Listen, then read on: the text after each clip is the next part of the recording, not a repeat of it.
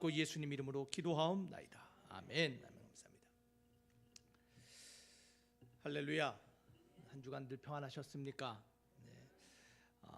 저와 여러분들이 몇 주간 우리 믿음의 이유, 우리가 왜 예수를 믿는가에 대한 믿음의 이유에 대해서 말씀을 나눴습니다. 우리가 예수님을 믿는 이유는 예수님은 하나님의 말씀 로고스이기 때문에 우리가 믿는다고 했습니다. 그 말씀은 은혜와 진리의 말씀, 능력의 말씀이 되심을 믿기에 우리가 주님을 믿습니다. 또한 두 번째로 우리가 예수님을 믿는 이유는 예수님의 삶이 그분이 누구인가를 증명했기 때문에 믿는다라고 말했습니다. 또한 세 번째로 예수님은 우리의 삶 가운데서 표적을 보이셨기에 그 주님을 믿는다라고 말씀을 나눴습니다. 그래서 하나님의 성품과 하나님의 권위를 나타내시고 또한 하나님의 영광을 보여주시고 또한 예수님 자신과 천국과 우리 삶의 참 소망을 보여주시기에 우리가 예수님에 대한 믿음을 갖는다라고 말했습니다. 그래서 지난 주간에는 우리의 참 소망 되시는 그 비교할 수 없는 산 소망 되신 그 부활에 대해서 함께 말씀을 나눴습니다.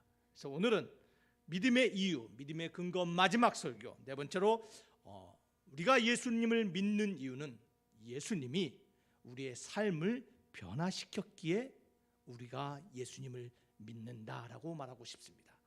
자, 우리가 왜 예수님을 믿는다고요? 예수님이 뭘 변화시켰어요? 삶을 변화시켰어요. 나의 삶을 변화시키고 여러분의 삶을 변화시키고 여러분의 가정을 변화시키고 우리의 교회를 변화시켰기에 그것이 우리의 믿음의 증거가 됨을 믿으시기를 바랍니다. 자, 그래서 오늘 삶을 변화시킨 주님에 대해서 우리가 말씀에 들어가기 전에 잠깐 이야기를 하나를 나누기를 원해요. 여러분 남태평양에 한 섬나라가 있는데 그 섬나라에서는 결혼을 할 때 결혼 지참금을 지불한다고 합니다.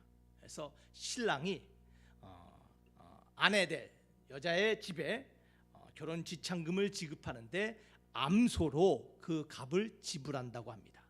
자, 그래서 보통 여자는 암소 2마리를 지불한다고 합니다. 자, 그런데 조금 못한 사람들이 있나 봐요. 조금 못하다라고 생각하는 여자에게는 암소 1마리 값을 지불하고 아내를 데려온다고 합니다. 자, 그렇다면 귀하고 예쁘고 잘생긴 사람에게는 암소 몇 마리를 지급할까요? 그렇죠, 3마리. 1마리, 2마리, 3마리겠죠. 이렇게 3마리를 지급하는 나라가 있다고 합니다. 자, 그런데 그 섬나라에 한 부잣집이 있었는데 그 집의 아들이 링고라는 아들이 있었어요. 근데 이 링고가 장가가 갈 때가 되었습니다. 근데 이 링고는 그 섬나라에서 똑똑하고 지혜롭기로 소문난 청년이었어요. 자, 그런데 이 링고가 장가를 가야 되는데 보통 사람들의 눈으로 봤을 때는 남들이 봤을 때는 암소 2마리 값밖에 되지 않는 여자를 암소 8마리를 주고 그 여자를 데려왔다라는 것이 사람들 가운데 알려지기 시작한 거예요. 그래서 사람들이 온 나라가 입방아를 찍기 시작합니다. 야, 자네 그 얘기 들었어? 저기 그 부잣집 그 링고 있잖아. 아이고 그 친구 똑똑한 줄 알았더니 지혜로운 줄 알았더니 다 헛것이요. 아니 왜 그래? 아니 참 어리석은 사람이야. 아니 암소 2마리만 줘도 충분한 여자를 무엇 때문인지 8마리 값이나 주고 그 여자를 데려왔다네. 사람들이 쑥덕거리기 시작합니다. 비웃기 시작합니다. 자, 그런데 1년이 지났습니다. 2년이 지났습니다. 근데 놀라운 일이 생긴 거예요. 암소 8마리 값을 주고 지불한 그 링고의 아내가 얼마나 기품이 있고 얼마나 우아한 여인이 되었는지, 사람들 가운데서 얼마나 처신을 잘하는지, 그녀가 어디를 가든지 사람 가운데서 우뚝 솟아나는 그 섬나라의 최고의 귀부인이 된 거예요. 아니 어떻게 그런 일이 일어날 수 있습니까? 어떻게 그럴 수 있어요? 암소 2마리 값밖에 안 되는 여인이 그 섬나라의 최고의 귀부인이 된 거예요. 왜 그랬을까요? 그 여인이 그렇게 생각한 거예요. 나는 암소 8마리 값이야. 당신은 2마리, 잘나봤자 3마리지만 나는 8마리 값의 여인이야. 8마리 값에 맞춰서 나는 품위 있게 살아야 되고, 8마리 값에 맞춰서 처신이 잘하고 살아야 되니까 옷도 품위 있게 입고 말도 품위 있게 하다 보니 그 섬나라의 가장 귀한 귀부인이 되었다라는 것이에요.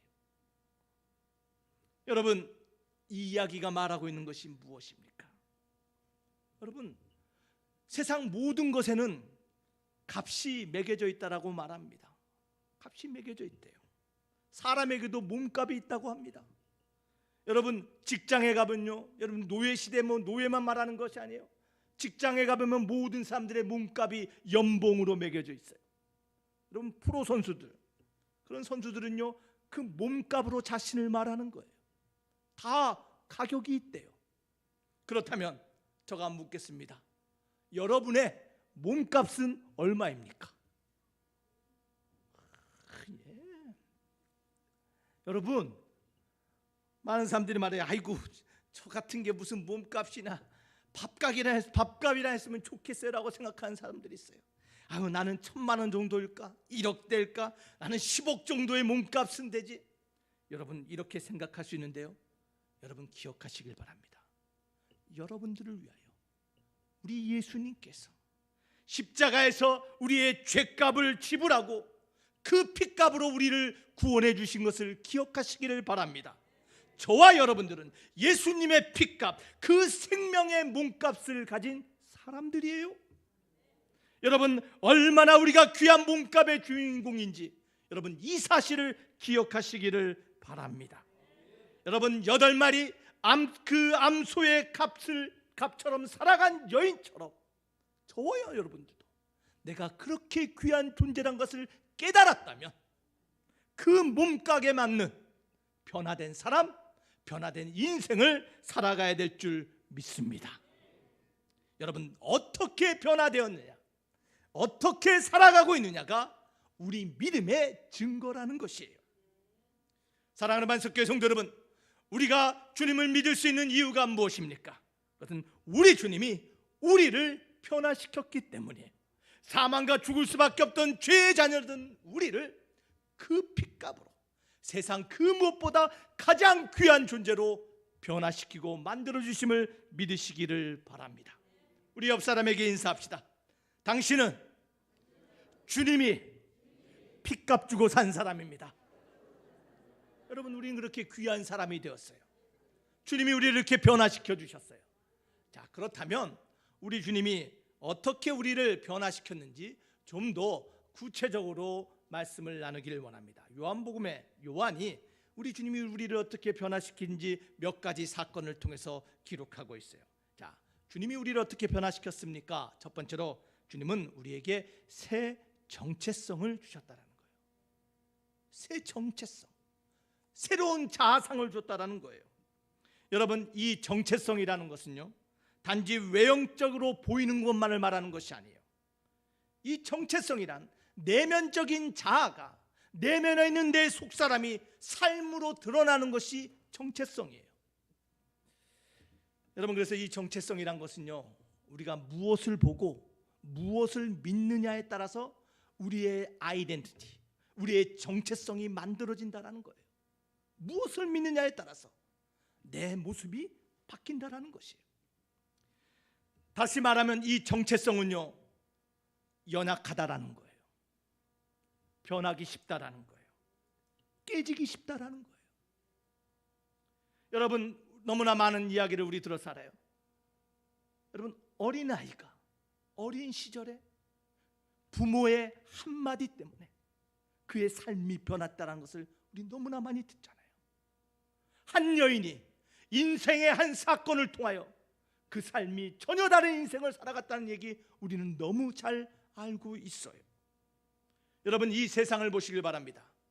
이 세상엔요, 온전한 정체성을 가지고 살아가는 사람이 없습니다. 타락한 세상에서 누구나 완전한 정체성이 아닌 타락하고 깨지고 왜곡된 정체성을 가지고 살아가요. 이것이 우리의 모습이에요. 여러분이 지금 여러분의 모습을 완전하게 본다고 생각하십니까? 이 세상의 완전한 정체성을 가지고 자아성을 가지고 살아간 사람이 있다라고 생각하십니까? 여러분, 그것은 착각이에요. 우리는 다 왜곡된 시선으로 우리 자신을 바라봐요. 타락된 시선으로 우리 자신을 본다라는 것이에요. 깨지기 쉬운 게 우리의 정체성이에요. 여러분, 놀이동산에 가서 보면요, 거울의 집 있잖아요. 혹시 가보셨어요? 어떤 거울에 가면 내가 막 큰 거인이로 보여요. 어떤 거울에 가면 내 자신이 난쟁이처럼 보이고 뚱뚱하게도 보이고요, 빼빼 마른 말라깽이처럼 보이는 거울의 집이 있어요. 여러분, 그것이 우리 자신을 우리가 보는 모습이라는 거예요. 우리는요, 우리 자신을 온전히 볼 수 없는 존재들이에요. 여러분, 세상도 마찬가지예요. 세상도 그 왜곡된 시각으로 우리 자신을 바라본다라는 것이에요. 그렇다면 누가 우리의 모습을 완전한 모습, 바른 모습으로 볼 수 있는가요? 그것은 오직 우리 하나님만이 우리 자신을 정확하게 봄을 믿으시기를 바랍니다. 우리 하나님만이 우리가 누구인가를 정확히 한다는 것이에요. 그래서 세상이 내가 나를 어떻게 보느냐, 그것이 중요한 것이 아니라 하나님이 나를 어떻게 보느냐가 중요하다는 거예요. 하나님이 보는 시각이 중요해요. 여러분, 변하지도 않고 흔들리지도 않는 그 하나님의 시각, 그 관점, 그 진리 위에서 우리의 정체성이 세워질 때 저와 여러분들이 이 땅 살아가는 동안 하나님의 주신 새 정체성으로 살아가게 될 줄 믿습니다. 그래서 주님은 우리의 삶에 찾아오셔서 변화를 주시는데 우리의 왜곡된 정체성을 바로 만들어준다는 거예요. 그 새로운 정체성을 세워주는 사건이 기록되어 있는 것이 요한복음 1장 41절과 42절에 기록되어 있어요. 어떤 사건입니까? 안드레와 요한이 예수님을 만났어요. 이들이 예수님을 만났는데 이 예수랑 얘기해 보니까 이 예수님이 자신들이 찾던 메시아였어요. 구세주를 만났어요. 안드레가 집 안으로 달려갑니다. 형, 왜 그래 안드레? 형, 나 오늘 한 사람을 만났는데 그 사람이 메시아야. 우리가 기다렸던 그 구세주를 내가 만났어. 베드로가, 야, 너 혹시 착각한 거 아니야? 아니야, 형 같이 가봐. 안드레가 그 형을 데리고 주님 앞에 나아갑니다. 우리 한번 말씀을 다 같이 한번 읽어볼까요? 41절 다 같이 읽습니다. 시작. 그가 먼저 자기의 형제 시몬을 찾아 말하되 우리가 메시아를 만났다 하고 데리고 예수께로 오니 예수께서 보시고 이르시되 내가 요한의 아들 시몬이니 장차 게바라 하리라 하시니라. 자, 안드레가 그 형제 시몬을 예수님께 데려왔어요. 예수님이 하신 일이 뭐예요? 게바에 뭐라고요? 게바로 이름을 바꿔주셨어요. 더 이상 너를 시몬으라 하지 아니하고 너는 이제 게바가 될 것이다. 여러분, 이름을 바꿨다라는 것은요, 그의 정체성이 바뀌었다라는 거예요. 과거에 너는 시몬이었지만, 너는 배신하고 흔들리고 넘어지고, 너는 믿음을 떠날 수 있는 시몬이었지만, 너는 어부였지만, 이제 너의 정체성이 변하여 게바 베드로가 되어 반석과 같이 흔들리지 않은 나의 제자가 되리라. 주님이 그에게 새로운 정체성을 부여함을 믿으시기를 바랍니다. 사랑하는 만석교회 성도 여러분, 우리가 그 주님을 만날 때 주님이 그의 이름을 게바로 바꾼 것처럼 우리의 이름도 바꿔주셨어요. 여러분, 이 주님의 새로운 정체성을 주신 사건이 우리에게 일어난 일이고 또한 우리에게 일어나야 될 일이에요. 시몬 베드로를 바위로 보셨듯이 흔들리지 않는 요동치 않는 하나님의 제자로 보셨던 것처럼 주님께서도 저와 여러분들을 그 변화될 새로운 믿음의 사람으로 바라보심을 믿으시기를 바랍니다. 주님이 우리를 그렇게 보신다는 거예요. 과거의 실수, 과거의 절망, 과거의 유혹에 넘어진 우리의 모습을 그대로 보시는 것이 아니라 변화되어 하나님의 새로운 자녀로 보심을 믿으시기를 바랍니다. 우리가 주님 앞에 나아갈 때 주님이 우리에게 새로운 아이덴티티, 정체성을 주시는데 성경은 대표적으로 5가지를 얘기해요. 보라, 이전 것은 지나갔으니 뭐라고요? 새 것이 되었도다. 저와 여러분 예수님 안에서 새로운 피조물이 되심을 믿으시기를 바랍니다. 예전에는 세상과 악과 저주의 자녀였지만 이제는 하나님의 자녀가 되셨음을 믿으시기를 바랍니다. 과거에는 죄가 우리 안에 가득되어 있고 의심과 불안이 있었지만 이제는 성령이 계시는 하나님의 거룩한 성전이 되심을 믿으시기를 바랍니다. 과거에는 세상과 구별 없이 살았지만 이제는 세상과 구별된 거룩한 하나님의 자녀가 되셨음을 믿으시기를 바랍니다. 과거에는 유혹과 시험에 넘어지고 패배하고 졌던 저희가 예수 그리스도의 승리에 힘입어 이제는 세상을 이기는 승리자가 되었음을 믿으시기를 바랍니다. 이것이 저와 여러분의 새로운 정체성이에요. 더 이상 우리는 실패자가 아닙니다. 더 이상 우리는 세상에 속한 자가 아닙니다. 사랑하는 만석교회 성도 여러분, 하나님의 거룩한 자녀, 새로운 피조물로 우리의 새로운 아이덴티티가 만들어짐을 믿으시기를 바랍니다. 이렇게 살아야 되는 거예요. 이렇게 살 때 우리의 정체성이 세상 가운데 드러나게 될 줄 믿습니다. 우리 주님이 우리를 어떻게 변화시켰다고요? 새로운 사람으로 만들어 주셨어요. 두 번째로 주님이 우리 삶에 어떠한 변화를 일으키십니까? 요한은 이렇게 말합니다. 다 같이 읽습니다. 시작. 잃어버린 소망을 회복시킨다라는 거예요. 살다 보면요, 뜻하지 않고 생각지도 않고 기대와 다르게 인생이 흘러갈 때가 있어요. 요한복음 4장에 보니 한 여인이 등장하는데 이 여인은요, 가정에 대한 무한한 꿈을 가지고 살았어요. 사람에 대한, 남편에 대한 많은 기대감을 가지고 살았어요. 그런데 결혼해 보니 자신이 생각하던 가정생활, 자신이 생각하던 남편이 아니에요. 이혼을 합니다. 다시 2번 결혼을 합니다. 3번, 4번, 5번 결혼하고 이혼했지만 자신이 가지고 있던 꿈이 산산이 깨져버렸어요. 자신이 인생을 살아오며 가졌던 품었던 소망이, 가정과 남편의, 사람에 대한 소망이 철저하게 깨져버렸어요. 그때부터 그 영혼의 심령 가운데 그 어떤 것으로도 채워지지 않는 갈증이, 영혼의 갈증이 있었는데 그 여인이 바로 사마리아의 여인이었어요. 그 여인을 주님께서 찾아가셔서 내가 주는 물은 영원히 목마르지 않은 생명의 물이라고 말씀하시며 그 여인의 잃어버린 소망을 회복시켜줌을 믿으시기를 바랍니다.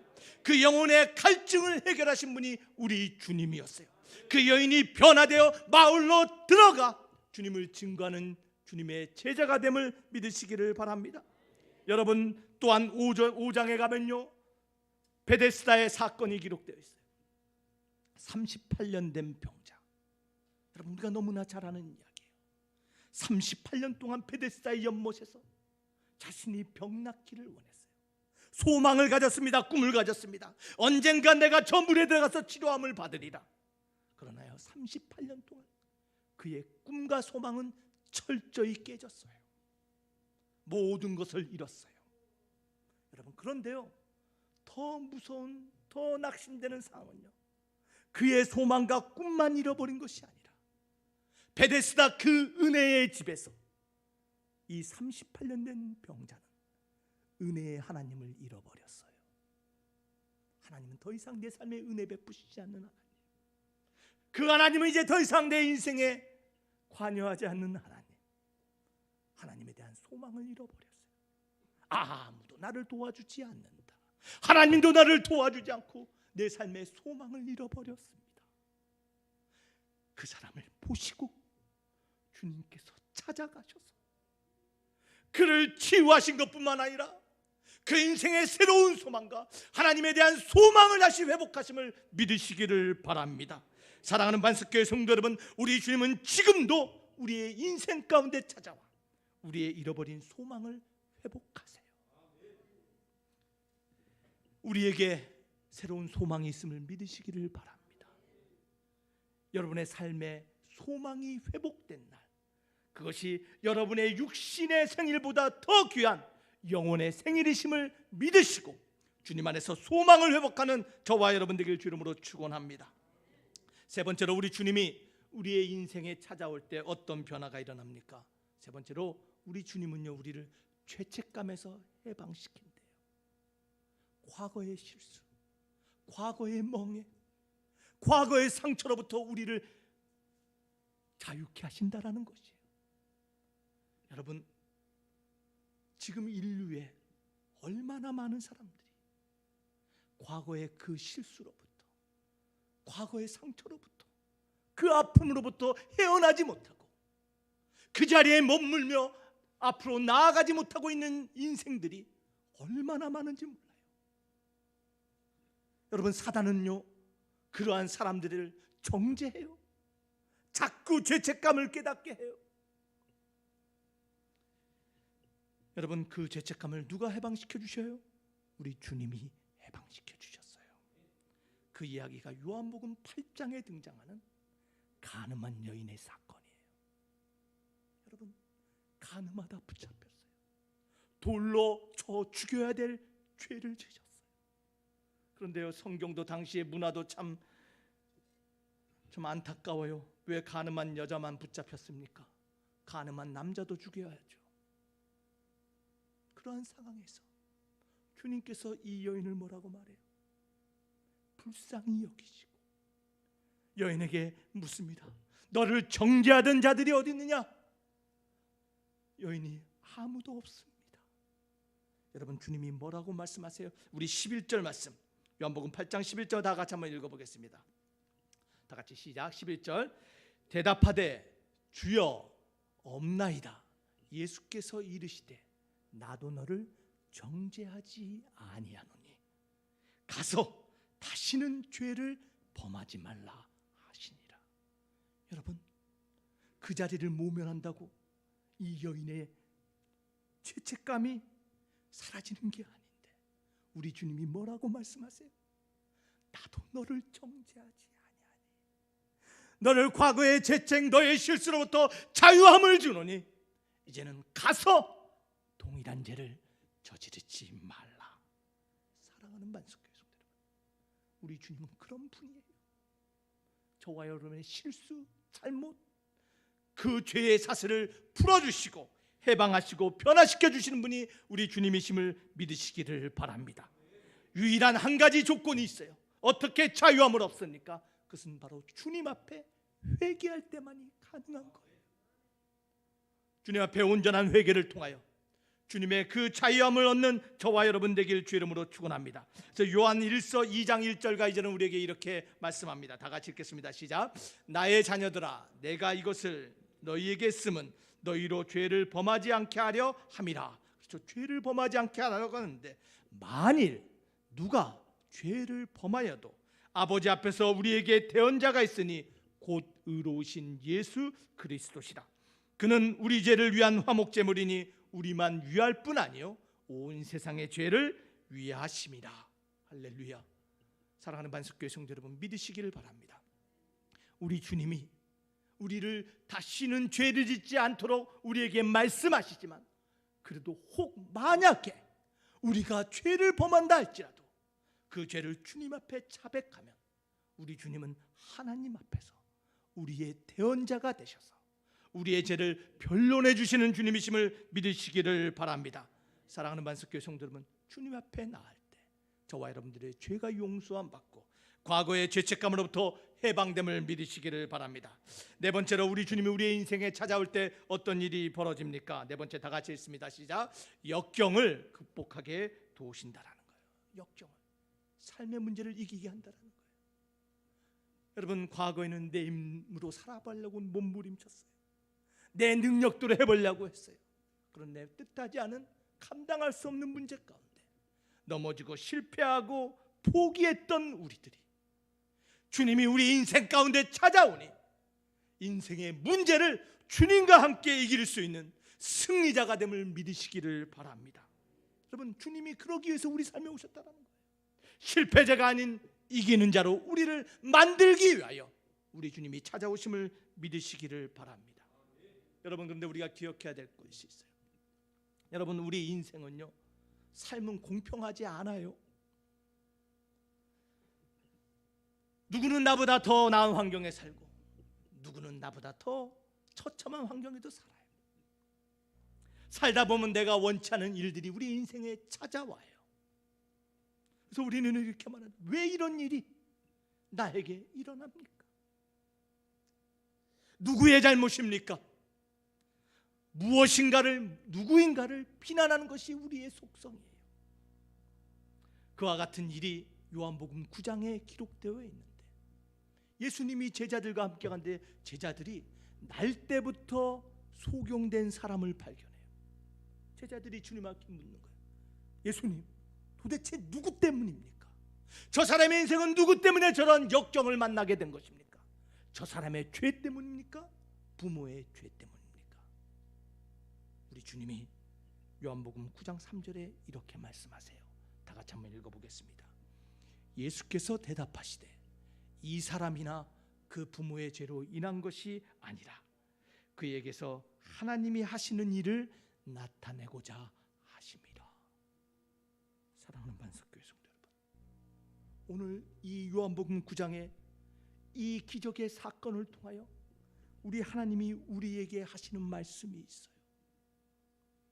이 땅은요, 불공평하다라는 거예요. 공평하지 않아요.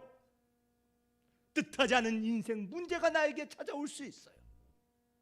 그러나 기억해야 할 것은, 주님은 삶의 모든 역경과 삶의 모든 문제를 해결할 수 있는 기적의 하나님이라는 것을 저와 여러분들이 보기를 원하세요.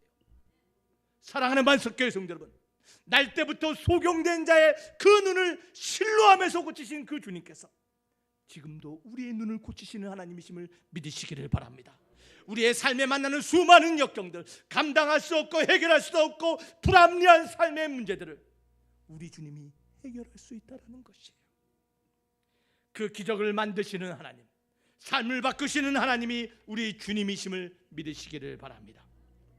다섯 번째로, 우리 주님이 우리 삶에 어떠한 변화를 일으킵니까? 그것은 우리 주님이 우리의 인생에 찾아올 때 잃어버린 믿음을 회복시킨다는 거예요. 잃어버린 믿음을 회복시켜요. 여러분, 믿음은 움직여요. 믿음은 성장하고요. 믿음은 아플 수도 있어요.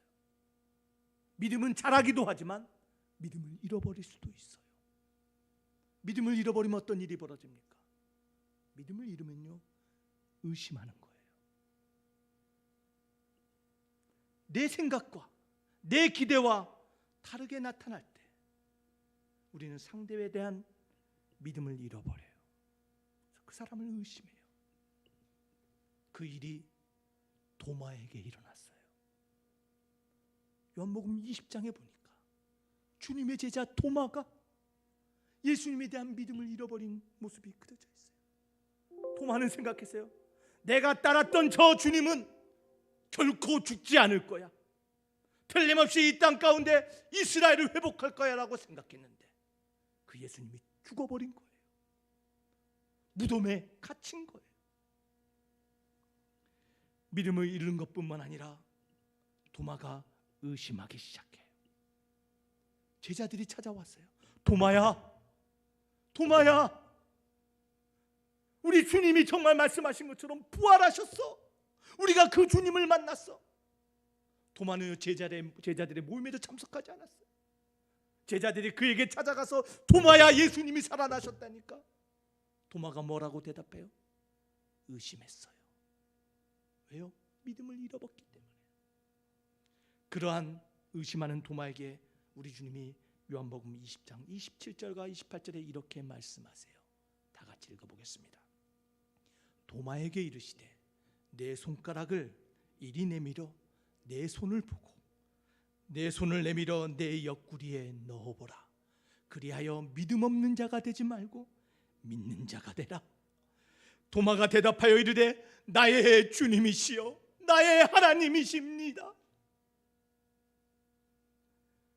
여러분, 이날 도마는 변화된 거예요. 이날 도마가 변화됐기에 도마는 후에 복음을 위하여 인도 땅에 갔고 그곳에서 창에 찔려 순교했다라고 교회 역사는 말합니다. 여러분, 믿음을 잃고 의심하던 도마가 주님 때문에 순교의 피를 흘릴 수 있었던 이유는 바로 주님의 손과 그 옆구리를 만졌던 그날 주님이 그의 믿음을 회복시켰기 때문이에요. 우리 주님은요, 도마의 잃어버린 믿음을 회복시켰듯이 지금도 삶의 문제 가운데 의심하고 방황하고 있는 우리의 믿음도 회복시키시는 주님이심을 믿으시기를 바랍니다. 그 주님 앞에 나아가면, 그 주님을 만나면 우리는 변화돼요. 변화된 우리의 모습, 여러분, 히브리서 기자는 이렇게 말하고 있습니다. 우리 히브리서 10장 19절 말씀 다 같이 한번 읽어보겠습니다. 시작. 그러므로 형제들아, 우리가 예수의 피를 힘입어 성소에 들어갈 담력을 얻었나니 그 길은 우리를 위하여 휘장 가운데 열어놓으신 새로운 살 길이요 곧 휘장은 곧 그의 육체니라. 오늘 히브리서 기자가 뭐라고 말하고 있습니까? 예수를 통하여 변화된 우리의 모습을 담력을 얻은 자라고 말하고 있어요. 과거에는 의기소침하고 두려워하고 겁내고 의심하던 우리가 이제는 그 예수를 만남을 통하여 새로운 담력을 얻어 하나님 앞에 담대히 나아가며 예수님이 걸어가신 그 십자가의 길을 믿음으로 따라가며 세상을 변화시킬 그 사람, 주님 앞에 날마다 모이기를 힘쓰는 그 담력의 사람, 그 사람으로 변화됨을 믿으시기를 바랍니다. 사랑하는 만석교회 성도 여러분, 저와 여러분은 그 담력을 얻은 하나님의 변화된 사람임을 믿으시기를 바랍니다. 과거의 우리가 아니에요. 과거에 겁 많던 두려워하던 우리가 아니에요. 과거에 의심하던 우리가 아니고, 과거에 실패하던 우리가 아니고, 그 주님을 통하여 변화되어 담력을 얻어 날마다 주의 전에 모이기를 힘쓰고 날마다 세상을 격려하고 돌보며 세상을 변화시켜 하나님의 변화된 내 삶의 모습을 통하여 세상을 변화시키는 사람이 될 줄 믿습니다. 우리 옆 사람에게 인사합시다. 당신은 믿음의 담력을 가진 사람입니다. 변화되어 변화시킵시다. 여러분, 저와 여러분들이 그런 사람이에요. 여러분, 영국의 수상 처칠을 너무나 잘 압니다. 이 처칠이 굉장히 유명한 사람이고 위대한 사람이죠. 이 처칠이 어느 날 제임스라는 비행기 조종사를 그 관저로 불러서 훈장을 수상할 기회가 있었다고 합니다. 이 제임스 중사가 왜 훈장을 받았냐면 전투를 하는데 이 전투기가 엔진에 불이 붙은 거예요. 엔진에 불이 붙으면 이제 작전을 수행할 수 없잖아요. 그래서 보통의 비행사들은 낙하산을 피고 탈출을 하는데 이 제임스 중사는 그 비행기에 밧줄을 자기 몸을 묶고 엔진 문을 열고 나가서 엔진에 불을 끄고 이 비행기를 착륙할 수 있도록, 왜냐하면 그 비행기가 영국의 자산이기 때문에 비행기를 폭파되지 않고 착륙하게 해서 이 사실이 알려져서 처칠이 훈장을 수여하게 됐다고 합니다. 빅토리아 훈장을. 자, 그래서 훈장을 수여하려고 그러는데 이 제임스 중사가 엄청 떠는 게 보인 거예요. 막 손발이 부들부들 떨리더래요. 그래서 처칠이 그 제임스 중사에게 가서 이렇게 말합니다.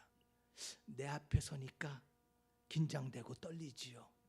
그랬더니 이 제임스 중사, 예, 떨립니다. 그랬더니 처칠이, 사실은 나도 떨립니다. 그러니까 예? 왜 수상님이 떨립니까? 왜냐면요, 당신은 정말 중요한 사람이기 때문에, 당신은 진정한 영웅이기 때문에 영웅 앞에 섰더니 내 가슴이 떨립니다라고. 사랑하는 만석교회 성도 여러분, 그의 한마디가 이 제임스의 삶을 바뀌었어요. 여러분, 우리 주님도 우리를 그렇게 본다라는 거예요. 우리 주님이 우리를 바라볼 때 우리 주님의 마음이, 심장이 떨리는 거예요. 왜냐하면 너를 통하여 세상이 변화되고 너를 통하여 구원의 역사가 일어나고 너를 통하여 그리스도가 나타나기에 내 심장이 떤다라고 우리를 향한 기대를 품는 하나님이심을 믿으시기를 바랍니다. 사랑하는 반석교회 성도 여러분, 하나님은 저와 여러분을 바라볼 때 세상을 변화시킬 영웅으로 보심을 믿으시기를 바랍니다. 말씀을 맺겠습니다. 여러분, 어떻게 변화되었느냐가 우리 믿음의 증거예요.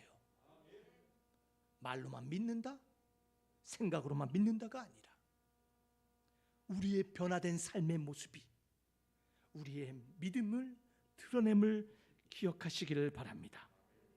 저와 여러분들에게 주님은 말씀하셨어요. 담력을 얻은 자라고 말해요. 믿음의 담력을 가진 사람들입니다. 여러분 주님 안에서 변화되어 세상을 변화시킬 믿음의 영웅이심을 여러분 믿으시기를 바랍니다. 여러분 주님은 우리에게 새로운 정체성을 주셨습니다. 우리의 꿈과 소망을 회복시켰습니다. 우리를 과거의 죄책감으로부터 참 자유를 주셨습니다. 과거의 문제, 역경과 문제를 이길 수 있는 승리자가 되게 하셨습니다. 또한 의심을 이길 새로운 믿음의 사람으로 변화시켜 주셨어요. 이것이 저와 여러분들이에요. 여러분 이 사실을 붙잡고 이 믿음으로 여러분의 삶의 변화를 만들어가며 그 믿음의 증거를 드러내는 반석의 거룩한 성도 되시기를 주님의 이름으로 축원합니다. 기도하시겠습니다.